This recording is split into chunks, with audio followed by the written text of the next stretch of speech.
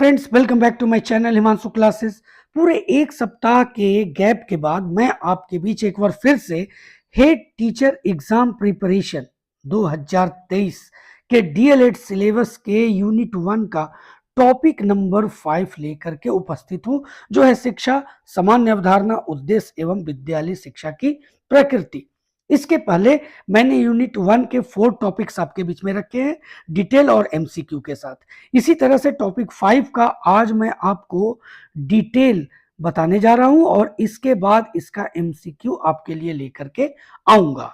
तो चलिए एक एक पॉइंट को बहुत ध्यान से देखते हैं, क्योंकि अगर आप डिटेल बेहतर तरीके से समझ लेते हैं तो आपको इसका एमसीक्यू समझने में परेशानी नहीं होती है। तो चलिए इसकी शुरुआत करते हैं। पहले जिस पॉइंट को हम लोग समझेंगे कि शिक्षा क्या है। शिक्षा सीखने सिखाने की एक प्रक्रिया है जो जीवन भर चलती रहती है। शिक्षा का आशय जीवन में चलने वाली ऐसी प्रक्रिया से है जो मनुष्य को अनुभव द्वारा प्राप्त होते हैं और उसके पथ प्रदर्शक बनते हैं। वही है दोस्तों शिक्षा। देखिए, हम लोगों ने शिक्षा क्या है ये समझ लिया। अब हम लोग जानते हैं कि शिक्षा की सामान्य अवधारणा यानी कंसेप्ट ऑफ एजुकेशन क्या है। तो शिक्षा उस विकास का नाम है जो प्रारंभिक अवस्था से प्रौढ़ावस्था तक जो शिक्षा द्वारा होती रहती है। अर्थात शिक्षा वह क्रम है जिसे मानव अपने आवश्यकता अनुसार भौतिक, सामाजिक तथा आध्यात्मिक वातावरण के अनुकूल बना देता है। शिक्षा का अगर वास्तविक अर्थ की बात करें तो मनुष्य को मानव बनाना तथा जीवन को प्रगतिशील, सांस्कृतिक एवं सभ्य बनाना है। यह शिक्षा की सामान्य अवधारणा के अंतर्गत आता है। आगे देखते हैं। देखिए, शिक्षा समाज की एक पीढ़ी द्वारा अपने से निचली पीढ़ी को अपने ज्ञान का क्या करता है, हस्तांतरण करने का प्रयास है। इस विचार से शिक्षा एक संस्था के रूप में काम करती है जो व्यक्ति विशेष को समाज से जोड़ने में महत्वपूर्ण भूमिका निभाती है। समाज की संस्कृति की निरंतरता को बनाए रखती है। बच्चा क्या करता है, शिक्षा द्वारा समाज के आधारभूत नियमों, व्यवस्थाओं, समाज के प्रतिमानों एवं मूल्यों को सीखता है। बच्चा समाज से तभी जुड़ पाता है जब उस समाज विशेष के इतिहास से अभिमुख होता है। अगर ऐसा नहीं होता है तो बच्चा समाज से विरक्त रहता है, उससे जुड़ नहीं पाता है।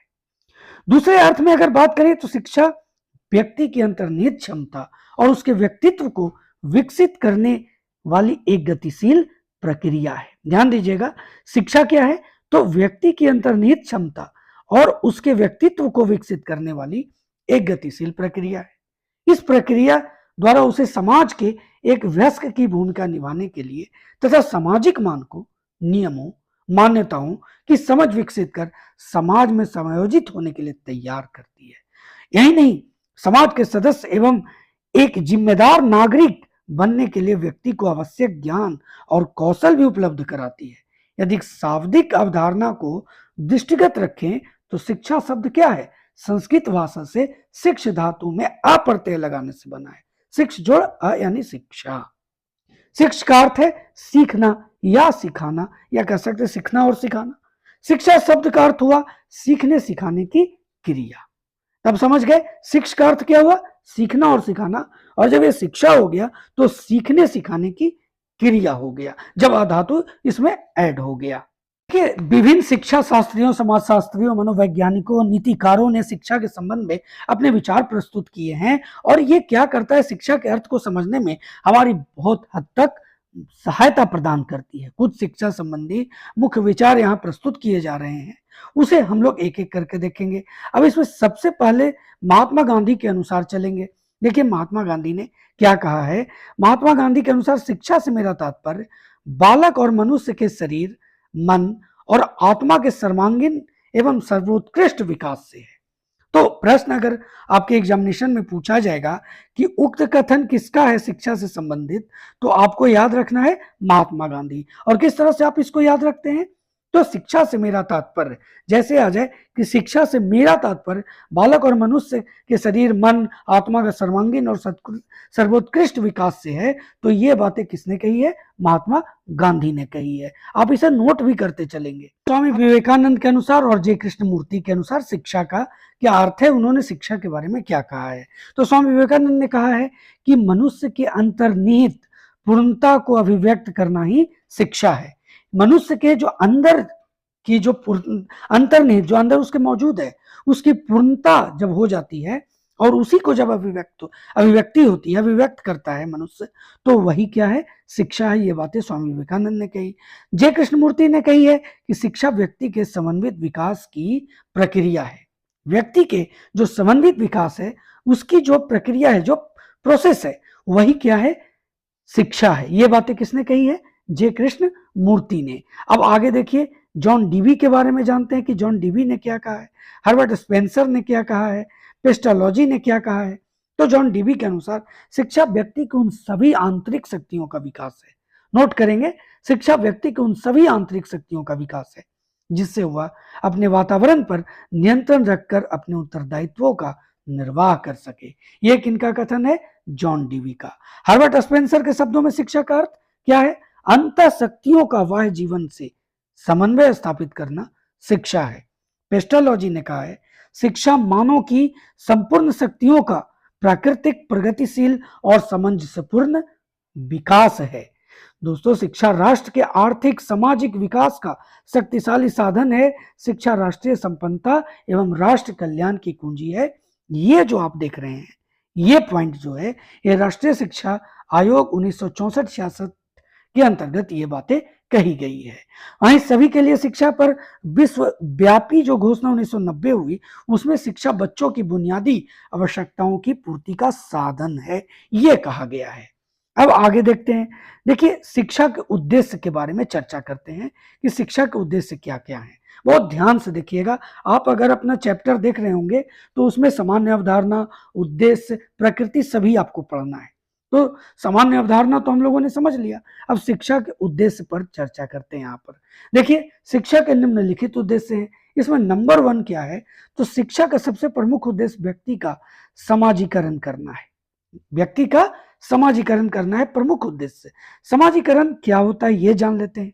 देखिए, समाजीकरण वह प्रक्रिया है जिसके द्वारा एक व्यक्ति यह सीखता है कि अपनी स्थिति के अनुसार समाज में उसे किस तरह की भूमिका अथवा व्यवहार करना चाहिए।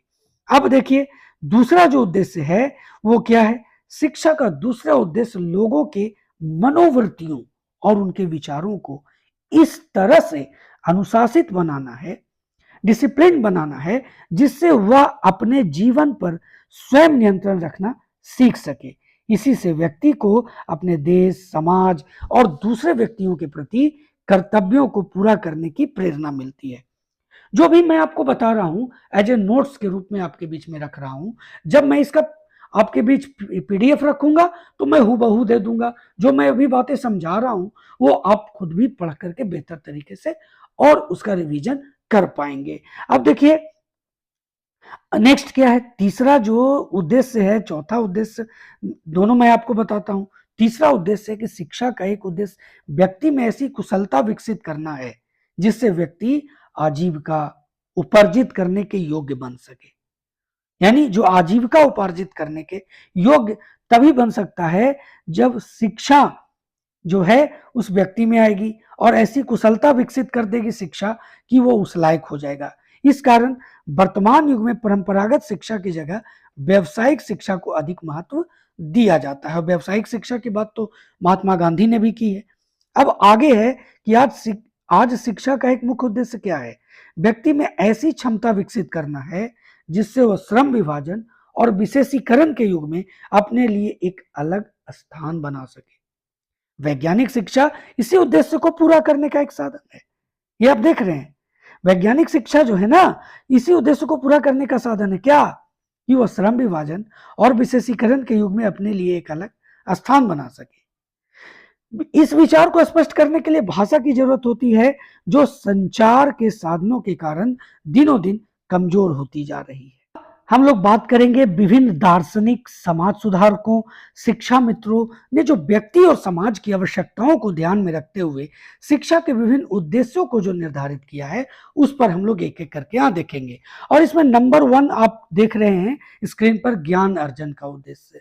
देखिए, शिक्षा में ज्ञान अर्जन के उद्देश्य के जो प्रतिपादक सुकरात, प्लेटो, अरस्तु, दांते, बेकन, इन सभी का मानना है कि ज्ञान से ही सभी मनुष्यों का संपूर्ण विकास होता है और वह ज्ञान से ही अपने जीवन में सुखी एवं शांतिपूर्ण अपना जीवन व्यतीत कर सकता है। इसलिए ज्ञान अर्जन हमारे जीवन में एक महत्वपूर्ण स्थान रखता है। अब चलते हैं दूसरे नंबर की ओर। दूसरा क्या है? सांस्कृतिक विकास का उद्देश्य। अब देखिए, शिक्षा का उद्देश्य हमारी संस्कृति को बचाना है और उसका विकास एवं उन्नति करना भी है। तो सांस्कृतिक विकास का उद्देश्य बहुत ही महत्वपूर्ण हो जाता है। अब तीसरे नंबर पर चलते हैं, चरित्र निर्माण का उद्देश्य या चरित्र का विकास। देखिए, शिक्षा का प्रमुख उद्देश्य बालक का चरित्र का विकास करना होता है। चरित्र का अर्थ क्या होता है, पहले ये जान लीजिए। आंतरिक दृढ़ता और एकता। चरित्रवान व्यक्ति अपने जीवन में जो भी कार्य करता है वह उसके आदर्शों से तथा सिद्धांतों के अनुसार होता है। शिक्षा का उद्देश्य यह होना चाहिए कि मानव की प्रवृत्तियों का परिमार्जन हो, जिससे उसके आचरण नैतिक बन जाए। अब आगे देखते हैं नंबर 4, जीविकोपार्जन का उद्देश्य व्यवसायिक। अभी हम लोगों ने इस पर चर्चा भी किया कि शिक्षा को केवल ज्ञान और संस्कृति से ही अलंकृत करना उचित नहीं है। शिक्षा का उद्देश्य व्यवसायिक भी होना चाहिए। अभी मैंने आपको बताया था कि महात्मा गांधी ने भी व्यवसायिक शिक्षा का समर्थन किया था। वर्तमान युग में व्यक्ति के समक्ष जीविका का समस्या प्रमुख समस्या है। रोटी, कपड़ा, मकान एक प्रमुख समस्या है। अगर व्यक्ति स्वयं के लिए शिक्षा ग्रहण करने के बावजूद भी यह सही से प्राप्त नहीं कर पाता तो उसका शिक्षा क्या है? व्यर्थ है। इसलिए आधुनिक शिक्षा का उद्देश्य व्यावसायिक शिक्षा अथवा जीविकोपार्जन होना चाहिए। अब आगे देखते हैं नंबर 5, सम विकास का सिद्धांत उद्देश्य, माफ कीजिए।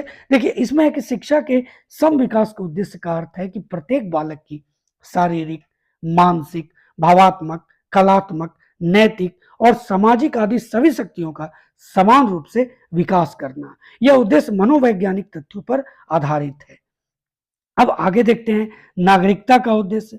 जनतंत्र में आप या प्रजातंत्र जो भी में आप जो रहते हैं, बालक को सभ्य तथा ईमानदार नागरिक बनाना आवश्यक है।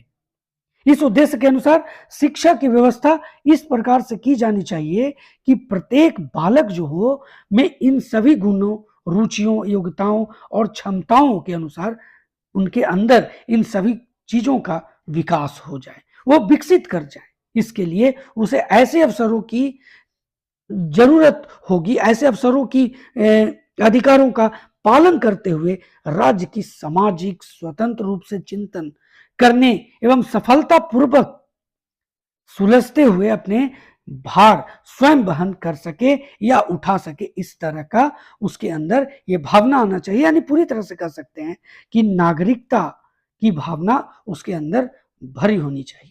नंबर 7 देख रहे हैं, पूर्ण जीवन का उद्देश्य। देखिए, शिक्षा का उद्देश्य जीवन को पूर्णता प्राप्त करने पर बल दिया जाता है। शिक्षा के द्वारा व्यक्ति के जीवन में विभिन्न अंगों का विकास इस प्रकार से होना चाहिए कि वह अपने भावी जीवन की समस्त समस्याओं को आसानी से सुलझा सके। अब नंबर 8 आप देख रहे हैं, शारीरिक विकास का उद्देश्य। तो बालक की शिक्षा इस प्रकार की होनी चाहिए ना कि उसको प्राप्त करके उसका शरीर स्वस्थ, सुदृढ़, सुंदर और बलवान बन जाए। तो इस तरह के शारीरिक विकास का उद्देश्य भी इसके अंतर्गत आता है। नंबर 9 पर बात करते हैं, वो क्या है? अवकाश के सदुपयोग का उद्देश्य। देखिए, अवकाश का अर्थ है फुर्सत के समय, अर्थात ऐसे समय जिसमें व्यक्ति जीविकोपार्जन संबंधित कार्य न करता हो। और आज के युग में क्या है, विज्ञान ने बहुत प्रगति की है, आश्चर्यजनक मशीनों का आविष्कार किया है, जिसके प्रयोग से कम समय में अधिक से अधिक कार्य कर लेता है। इसका क्या फायदा होता है? सभी लोगों को पर्याप्त मात्रा में अवकाश मिलने लगा है और ऐसे दशा में अवकाश काल की सदुपयोग करने की समस्या एक महत्वपूर्ण समस्या बन गई है। और यही कारण है कि कुछ शिक्षा जो शास्त्री हैं, उन्होंने अवकाश का समय का सदुपयोग करना शिक्षा का एकमात्र उद्देश्य माना है। अब चलिए नंबर 10 क्या है ये देखते हैं। देखिए, नंबर 10 है कि समायोजन का उद्देश्य या अनुकूलन का उद्देश्य। अब समायोजन का उद्देश्य और अनुकूलन के उद्देश्य की अगर बात करें किसी भी परिस्थिति में, तो शिक्षा का मुख्य उद्देश्य बालक में ऐसी शक्ति या क्षमता का उत्पन्न करना, जिससे वो अपने आप को किसी भी परिस्थिति अथवा वातावरण के अनुकूल बना सके। अगर वह ऐसा करता है तो किसी भी परिस्थिति में वातावरण के समायोजन और उसका उद्देश्य या अनुकूल उद्देश्य उत्पन्न हो सकता है, बेहतर कर सकता है, समायोजन कर सकता है अपने कार्यों के बीच में, उनके बीच में अनुकूलन कर सकता है। अब आगे है आत्म अभिव्यक्ति का उद्देश्य। देखिए आत्म अभिव्यक्ति क्या है? तो व्यक्तिवादी विचारकों ने आत्मा व्यक्ति तथा आत्मा प्रकाशन का समर्थन किया है। आत्म प्रकाशन का क्या अर्थ है ये समझ लीजिए। मूल प्रवृत्तियों को स्वतंत्र रूप से व्यक्त करने का अवसर प्रदान करना। इस उद्देश्य के अनुसार क्या होता है, बालक की मूल प्रवृत्तियों को इस प्रकार से विकसित किया जाना चाहिए कि वह उनको स्वतंत्र रूप से व्यक्त कर सके। जब समाज में ऐसी स्वतंत्र रीति रिवाज परिस्थितियां हो जिसके सहायता से बालक अपनी काम, जिज्ञासा, आत्मगौरव, ये सभी जन्मजात प्रवृत्तियों को स्वतंत्र रूप से व्यक्त कर सके, तो आत्म अभिव्यक्ति, दोस्तों आत्म अभिव्यक्ति का उद्देश्य पूर्ण हो जाएगा। नेक्स्ट है आत्म अनुभूति का उद्देश्य। आत्म अनुभूति अथवा आत्मबोध का अर्थ क्या होता है ये जान लीजिए, इसको समझ लीजिएगा। देखिए प्रकृति, मानव अथवा परमपिता परमेश्वर को समझना, यानी प्रकृति, मानव या परमपिता, इसको अगर आप समझ लेते हैं तो आत्म अनुभूति का उद्देश्य पूर्ण होता है। और शिक्षा का उद्देश्य दोस्तों बालक का आत्मिक विकास करना है, जिसे वह समाज के माध्यम से अपने सर्वोच्चता को प्राप्त करके उसकी अनुभूति कर सके। अब हम लोग विद्यालय की प्रकृति क्या है ये जानेंगे, उसके बाद शिक्षा की प्रकृति से इसे रिलेटेड करेंगे। देखिए विद्यालय एक लघु समाज या समुदाय है जिसकी स्थापना विशिष्ट उद्देश्यों की पूर्ति के लिए की जाती है। जिन उद्देश्यों को अभी हम लोगों ने देखा, पढ़ा, जाना, शिक्षा शास्त्री, समाज शास्त्री के द्वारा जो भी उद्देश्य बताए गए और अन्य उद्देश्य जो थे, जो मूल उद्देश्य थे, उन सभी को हम लोगों ने देखा। तो इन सभी विशिष्ट उद्देश्यों की पूर्ति के लिए विद्यालय की स्थापना की जाती है। इसमें उन सामूहिक क्रियाओं को स्थान दिया जाता है जिनमें भाग लेकर बालक स्वयं को सामाजिक रूप से समाज का कुशल सदस्य बना सके अपने आप को। दूसरे शब्दों में अगर कहें तो वे उत्तम नागरिकता के गुणों को सीख सके और भावी समाज को उन्नत एवं प्रगतिशील बना सके। अब देखिए शिक्षा की प्रकृति, इसके आधार पर हम लोग और बेहतर तरीके से जानेंगे। तो शिक्षा की प्रकृति को निम्नवत दर्शाया गया है। इसमें क्या है, सबसे पहले क्या है, देखिए शिक्षा एक जीवन पर्यंत चलने वाली प्रक्रिया है। निश्चित ही आप ये पढ़ रहे होंगे, जान रहे होंगे, जो शिक्षा की प्रकृति है उसका अध्ययन करने से हमें पता चलता है कि शिक्षा एक जीवन पर्यंत चलने वाली प्रक्रिया है। जीवन पर्यंत हम शिक्षा ग्रहण करते हैं और हमारे जीवन काल में हमारे द्वारा जो ग्रहण की गई शिक्षा हर मुकाम में हमारे काम आती है।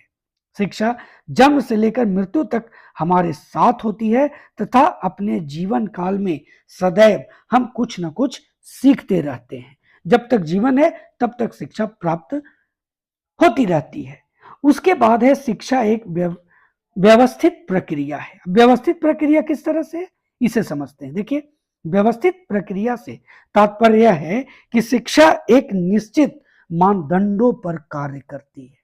इसकी संरचना पूर्व निर्धारित होती है। शिक्षा का एक ढांचा तैयार किया जाता है और उस ढांचे के अनुसार विभिन्न संस्थान इसका अनुसरण करते हैं। उसके बाद है शिक्षा व्यक्ति और समाज का विकास है। निश्चित ही है, शिक्षा से न केवल किसी व्यक्ति का विकास, किसी व्यक्ति विशेष का, अपितु पूरे समाज का विकास होता है। इसमें विद्यालय बहुत बड़ी भूमिका अदा करती है। एक शिक्षित व्यक्ति अपने आसपास रहने वाले समाज के लोगों को भी सदाचार एवं सद्व्यवहार की शिक्षा देता है। और एक शिक्षित व्यक्ति को शिक्षित करने का जिम्मा किसे समाज ने सौंपा है, विद्यालय को सौंपा है। तो एक शिक्षित व्यक्ति अपने साथ साथ समाज को भी विकास की ओर ले जाता है। यह कहना गलत नहीं होगा कि शिक्षा व्यक्ति और समाज का विकास है।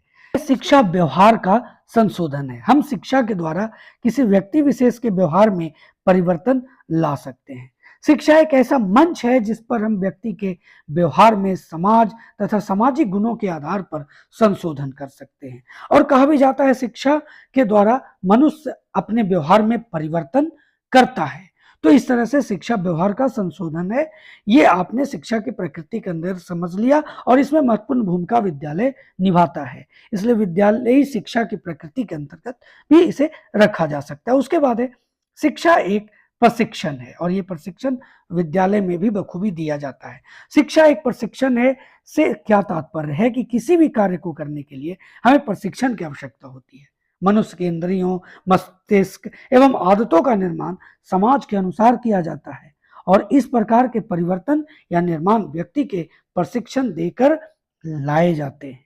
शिक्षा की अगली प्रकृति के रूप में देखें तो गतिशील प्रक्रिया। शिक्षा एक स्थैतिक नहीं बल्कि एक गतिशील प्रक्रिया है। शिक्षा में समय के साथ साथ सदैव परिवर्तन आते रहते हैं। विद्यालय इसमें महत्वपूर्ण भूमिका निभाता है। यह समय और समाज की मांग के अनुसार बदलती रहती है। यह बालक में समय के अनुसार बदलाव एवं परिस्थिति के अनुसार परिवर्तन एवं विकास करती है।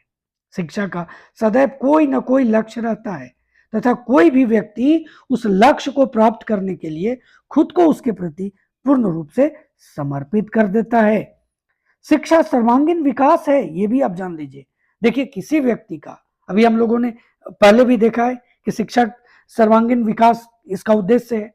तो शिक्षा व्यक्ति का सर्वांगीण विकास करती है। और सर्वांगीण से क्या होता है, अर्थ क्या होता है? सर्वांगीण का विकास कहने का मतलब है कि पूर्ण विकास।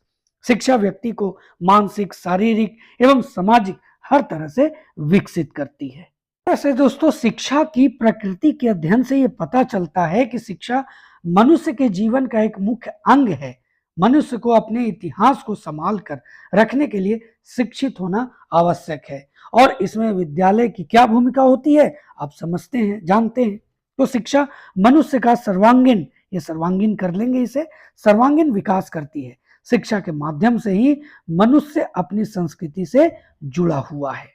तो यह था हेड टीचर एग्जाम प्रिपरेशन 2023 के रिवीजन क्लासेस के अंतर्गत डीएलएड सिलेबस के यूनिट 1 का टॉपिक नंबर 5 शिक्षा, सामान्य अवधारणा, उद्देश्य एवं विद्यालय शिक्षा की प्रकृति का डिटेल का वीडियो, जिसे मैंने आपके बीच में पॉइंट वाइज इस तरह से रखा ताकि आपको सभी तरह की जानकारी प्राप्त हो सके। अगले वीडियो में मैं इसका एमसीक्यू भी लेकर के आऊंगा।